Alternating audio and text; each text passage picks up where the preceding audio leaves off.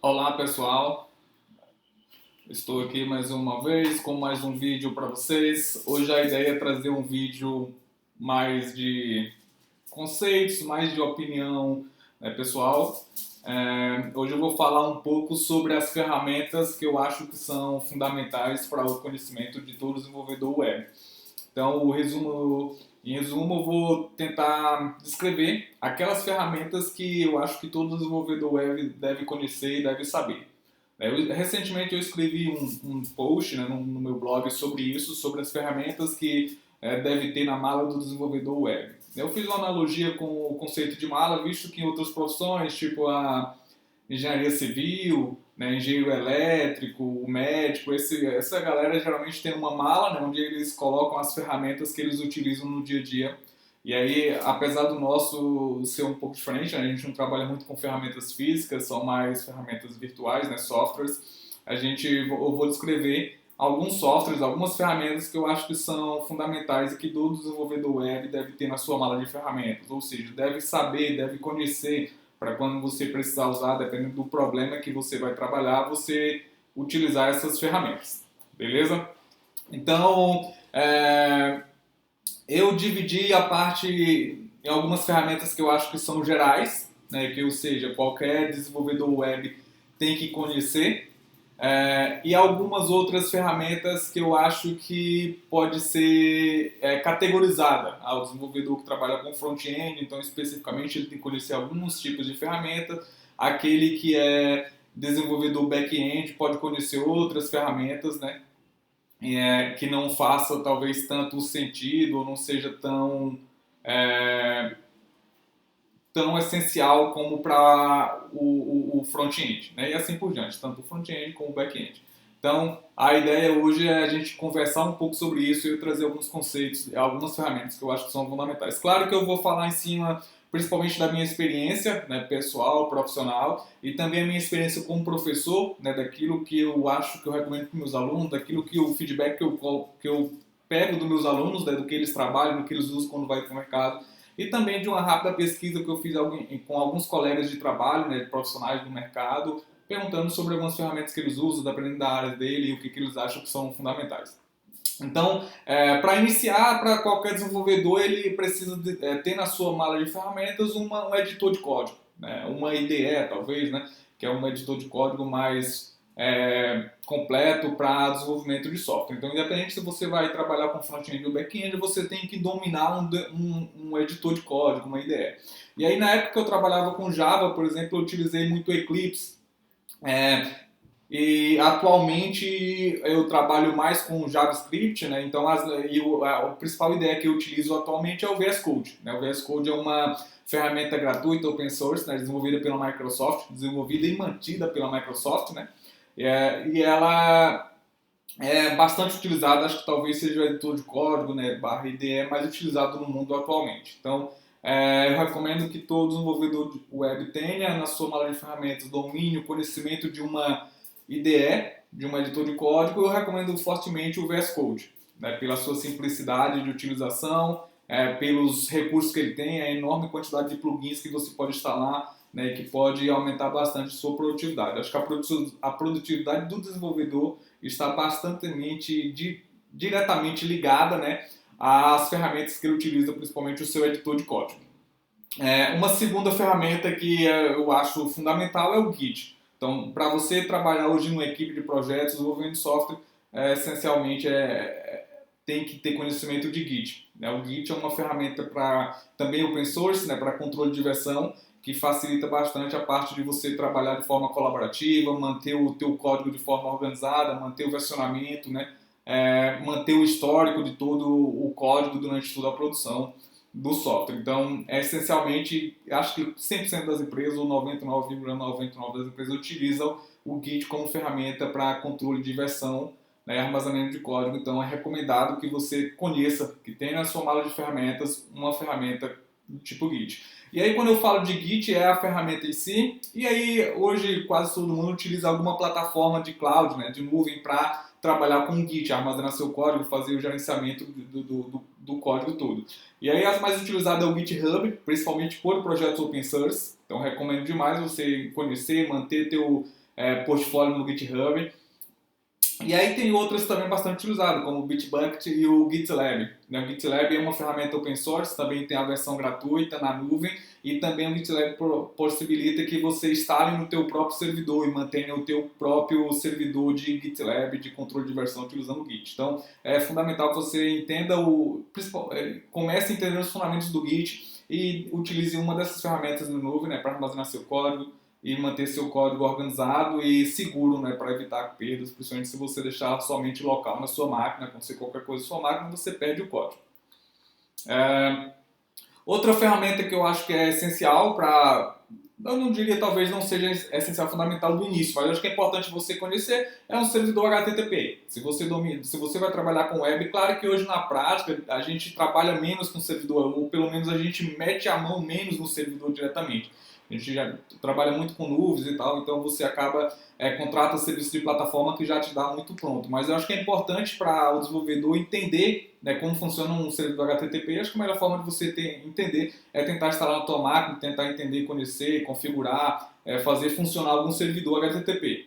E aí os mais utilizados é o Apache, muito utilizado, tem o Nginx, eu não sei nem como se pronuncia esse jeito, é Nginx, E também o Node.js, que é uma plataforma completa para o desenvolvimento de aplicações back-end com JavaScript, que também nela você pode construir o teu servidor HTTP.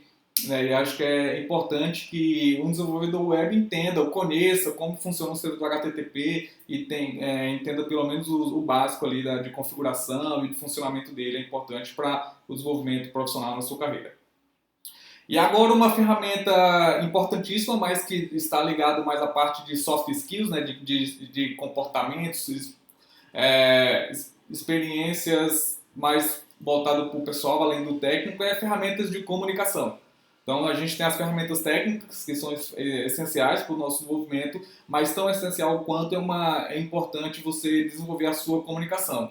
E aí é importante, quando eu falo de comunicação como ferramenta, saber se comunicar de forma geral.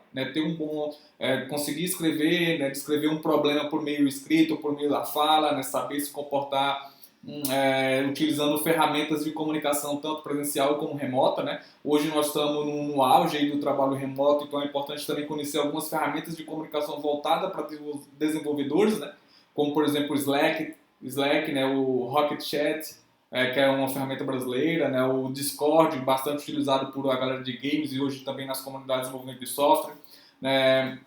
Então é importante a gente conhecer essas ferramentas para aprender a se comunicar melhor, saber como se comportar nelas, saber descrever um problema, saber ajudar um colega. Então é importante demais a gente desenvolver as habilidades ligadas à comunicação e à utilização dessas ferramentas, desses softwares durante o desenvolvimento de software e de projetos no geral. E agora, isso são as ferramentas que eu acho que são gerais para qualquer área do desenvolvimento web. E agora algumas ferramentas específicas para quem vai trabalhar com front-end. Então, se você trabalha com front-end, eu acho que é importante você conhecer alguma ferramenta de prototipação e design. Claro que tem aquele front-end que é mais mão na massa mesmo de fazer o código, que já recebe de um designer, de um UX, a prototipação, o design todo pronto, mas assim, isso nem sempre é regra. Em algumas empresas menores ou talvez até maiores, mas principalmente em projetos mais pessoais, projetos que você trabalha individualmente, freelancers ou até na faculdade, às vezes você tem que criar tudo, tanto o layout, tanto o protótipo, como a própria implementação do front-end. Então, nesse caso, eu acho que é importante a gente talvez não seja a sua afinidade dominar muito, mas conhecer algumas das ferramentas. A que eu mais utilizo, que eu mais conheço é o Figma. Tem uma versão gratuita que a gente utiliza direto no navegador para fazer a prototipação. E também tem o Adobe XD, o XD, que praticamente tem as mesmas características do Figma. A gente consegue fazer os protótipos, simular a navegação, e é bem interessante. Você consegue, inclusive, exportar alguns desses protótipos já com HTML, CSS, ver lá o CSS de cada um. Então, é importante dominar uma dessas ferramentas, conhecer, pelo menos conhecer e, se possível, dominar uma dessas ferramentas para ajudar na construção dos seus protótipos.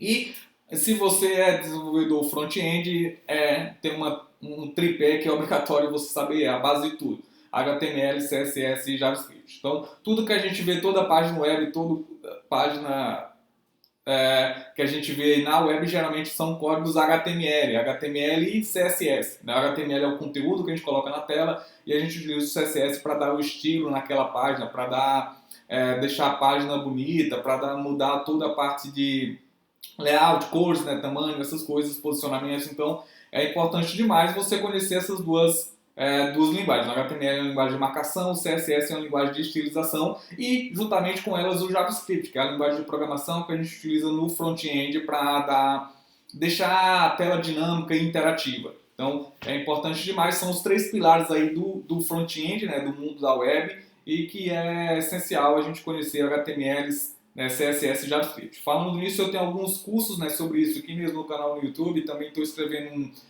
tem um material que estou escrevendo no formato de um mini e-book sobre desenvolvimento web, onde eu falo muito, tem muita coisa sobre HTML, CSS, JavaScript. Eu vou deixar o link aqui na descrição do vídeo, assim também como o link desse artigo, né, que eu escrevi sobre esse conteúdo. Beleza? Além dessas tecnologias básicas, né, do HTML, CSS e JavaScript para o desenvolvimento web, eu acho que é muito importante também você conhecer alguma framework SPA, né, o Single Page Application, como o React, o Angular ou o Vue.js. Hoje eles são imensamente utilizados, né, no mundo do desenvolvimento web. Então, eu acredito que vai agregar muito na sua carreira profissional você conhecer algum desses frameworks. Acho que não precisa, de início, você aprender os três. Acho que você aprender pelo menos um, tentar entender aquele, pelo menos um, os três têm mais ou menos as mesmas características, né, funcionam de forma parecida. Se você conseguir entender bem um, você vai conseguir migrar de um para o outro de forma bem tranquila e aproveitar bastante o conhecimento de um para o outro. Nesse caso, eu recomendo você iniciar pelo Vue.js, é o que eu mais utilizo, é o que eu acho mais simples de entender e que eu consigo ter mais produtividade. Então, eu recomendo pelo menos começar por ele, por eu achar que é o mais simples, mas isso é uma visão muito pessoal, né? Talvez não seja a visão de todos. E a partir dele você pode migrar para outros, dependendo da necessidade. Outra ferramenta que eu acho importantíssima para o desenvolvedor de front-end é conhecer alguma ferramenta para cliente de API. Né? Quando a gente geralmente vai desenvolver um front-end para integrar, né, uma tela, para integrar com alguma API na web, na internet, API pública ou privada, né? Mas é importante, às vezes, você utilizar algum cliente de API para poder testar aquela API, entender como é que ela funciona, porque é muito mais rápido do que a gente estar escrevendo o código direto já para funcionar com aquela API. E aí, sobre esses clientes de API, tem alguns que são muito utilizados no mercado, como o Postman, que acho que é um dos mais utilizados, o Insomnia e o HTTPy, né? HTTPI, né? Eu chamo de HTTPy, eu não sei se a pronúncia correta é essa, que é uma ferramenta mais para usar no terminal, ela não tem interface gráfica. E o Insomnia e o Postman tem interface gráfica e são bastante utilizadas e bem amigáveis. A gente consegue interagir com a API de forma bem tranquila, consegue inclusive gerar massa de testes, né? E fazer todas as configurações possíveis para uma API para testar. Então é importante a gente ter uma dessas ferramentas no nosso computador, na nossa caixa de ferramentas para utilizar, né, sempre que for precisar. E agora eu vou falar sobre algumas ferramentas para o desenvolvedor back-end. Então, se você é desenvolvedor back-end, quer trabalhar com back-end, além daquelas básicas lá do início, como o editor de código, né, a IDE, como o Git e a comunicação, que acho que são três pilares fundamentais para qualquer desenvolvedor, é recomendado, se você vai trabalhar com back-end, você tem que dominar, né, dominar uma linguagem de back-end. Então, tem que ter na sua caixa de ferramentas alguma linguagem de back-end, que pode ser o JavaScript, que é muito utilizado no front-end, mas também é utilizado no back-end, né, por meio da plataforma Node.js ou Deno, ou então Java, né, Python, C Sharp, Ruby, PHP, Go, Elixir, entre outras diversas linguagens que tem para desenvolvimento de back-end. Então, é importante você conhecer pelo menos uma dessas linguagens.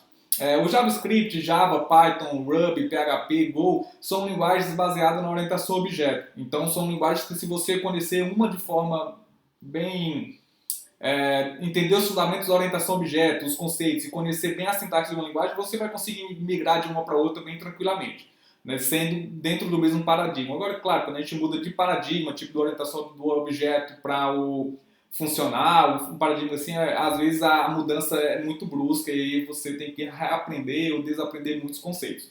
Mas quando é para você migrar de linguagem dentro do mesmo paradigma, eu acho bem tranquilo. Então, se você eu recomendo para quem está iniciando escolher uma dessas linguagens, aquela que você tem mais afinidade, começa por ela, estuda bastante, aprende ela E aí, à medida da necessidade de projetos, da organização que você trabalha, você vai aprendendo outras linguagens, né, de acordo com os projetos que você vai. Então, eu comecei por Java e hoje passei já por Python e hoje estou trabalhando bastante com JavaScript. Talvez JavaScript seja mais fácil de aprender, mas eu gosto bastante de Java e também gosto do Python. Apesar que eu não confio muito em linguagens que definem o seu escopo por indentação. Então eu não gosto muito do Python, alguns nesses critérios, mas bem específicos, sim.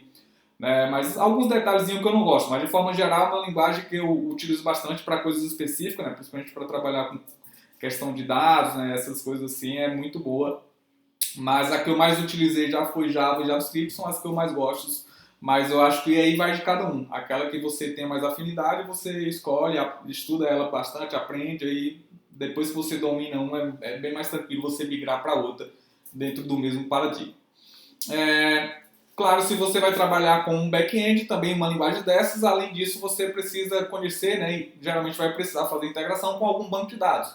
E aí tem diversos bancos de dados gratuitos, open source, né, como o PostgreSQL, tem o MariaDB, que é um fork do MySQL, né?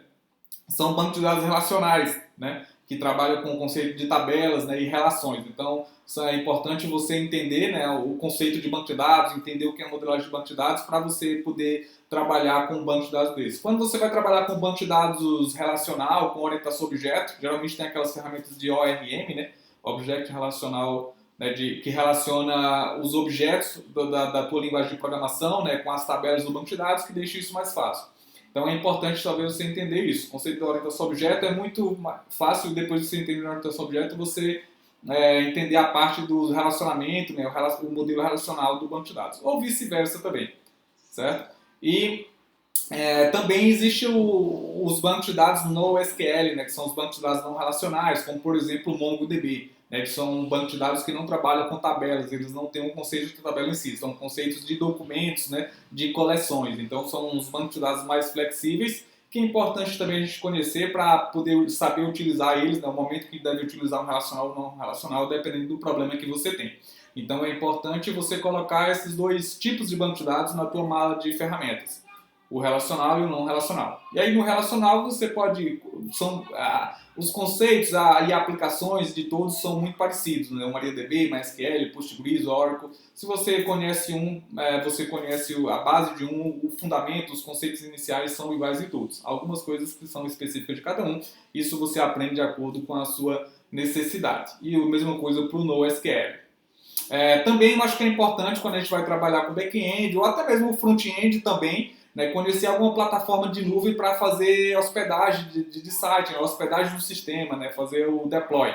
Então eu utilizo bastante, por exemplo, e recomendo demais utilizar o Heroku, que são ferramentas gratuitas para quem está começando, né? É o Heroku e o Netlify. Né, são duas ferramentas, duas plataformas em nuvem que é bem tranquilo para a gente fazer a integração e fazer o deploy de aplicações lá. No Heroku, basicamente, eu utilizo muito para fazer deploy de aplicações no JS, né, de back-end. Do GitHub eu faço integração direto para lá. E o Netlify eu utilizo bastante para fazer deploy de aplicações de front-end. Aí também existem outras plataformas, né, como o próprio GitHub Pages para fazer deploy de front-end, né, HTML, CSS, JavaScript. Também tem a Vercel, né, que é uma plataforma muito parecida com o Heroku, faz deploy tanto de front-end como de back-end. Né? E o Netlify também eu utilizo basicamente só para front-end. Né? Então, back-end eu coloco no Heroku ou no Vercel, front-end no Netlify ou no GitHub Pages. E aí são essas plataformas de nuvens, eu acho que são importantíssimas para vocês conhecerem e colocarem nas suas malas ferramentas. Assim também como se você tiver mais interesse, quiser ir mais profundo, aprender sobre a AWS, né, da Amazon, Google Cloud, certo? Ou diversos outros que tem aí pela internet. É importante você conhecer algum para entender como funciona, fazer algumas configurações, alguns deploy, na implantação de sistemas lá, e acho que já é o suficiente para início. Beleza? E também é importante para o desenvolvedor, tanto front-end, mas principalmente para o back-end, conhecer ferramentas de testes para automatização de testes. E aí é escrever o teu código de produção e também escrever o teu código de teste. Então, nesse sentido, eu gosto bastante, né, e recomendo demais você aprender e colocar na tua mala de ferramentas o Jest, né, que é um poderoso framework para teste, né, JavaScript, foi criado pelo Facebook, hoje é open source, também é aberto, né, você pode utilizar bastante, tem uma documentação muito boa. Também recomendo demais utilizar o Supertest e o Cypress, que são frameworks JavaScript também para você utilizar para fazer o teste de ponta a ponta, né? Aquele teste de front-end, onde a aplicação testa tudo. O Supertest, na verdade, é mais utilizado para fazer teste de integração em APIs. E o Cypress para fazer o teste automatizado de ponta a ponta, né? Da interface, onde simula como se fosse o próprio usuário preenchendo a interface e testando a aplicação de ponta a ponta, ou seja, teste da interface até o banco de dados. Então é importante, hoje é complicado até a gente pensar em desenvolvimento de software sem ter o teste automatizado. E se você tem que fazer desenvolvimento de software, desenvolvimento web, tem que ter teste automatizado, e para teste automatizado eu recomendo demais essas 3 ferramentas. E por fim, né, eu acho que é de suma importância atualmente você entender um pouco sobre integração e entrega contínua, né?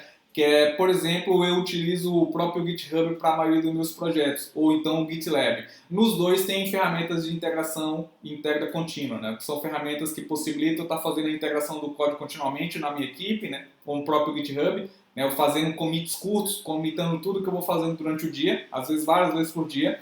Toda vez que eu comito é executar alguns testes, né? Então eu crio testes automatizados nas minhas aplicações, testes unitários, testes de integrações. Toda vez que eu faço pequenos commits são executados testes de unitários, né? Para verificar se a aplicação está ok. Se quebrar ele manda um e-mail, me avisa de alguma forma, né? Que tem algum problema.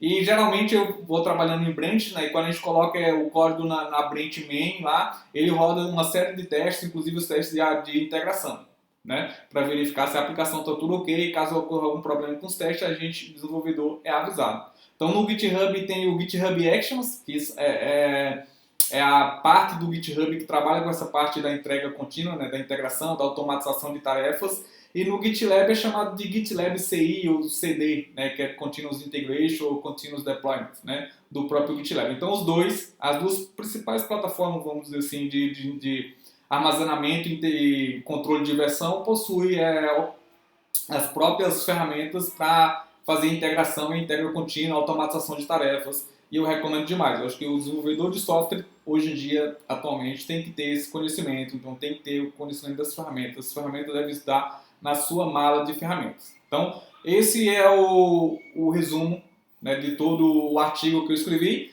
É um artigo voltado mais para iniciante, né? Quem está iniciando na carreira agora, dá uma olhada nessas ferramentas que eu recomendei, ver se você acha isso mesmo, se interessa ou não, certo? Para talvez quem já tem mais experiência, mais só uma questão talvez de conhecer alguma nova, ou então se discordar de alguma das que eu falei, você pode comentar aqui embaixo, né? Deixe seu comentário aí falando do que você achou, se você não entendeu, se tem alguma que você quer aprender dessas que eu citei que você não sabe, você precisa de ajuda, tem alguns vídeos sobre algumas delas, tem algum conteúdo também escrito, certo? E, por fim, se você gostou desse vídeo, dá uma moral pra gente aí, dá um like no vídeo, compartilha, se inscreve no canal e comenta qualquer coisa que você achar pertinente. Se você acha que tem alguma coisa que não faz sentido ou que você gostou, deixe nos seus comentários aí. E até mais!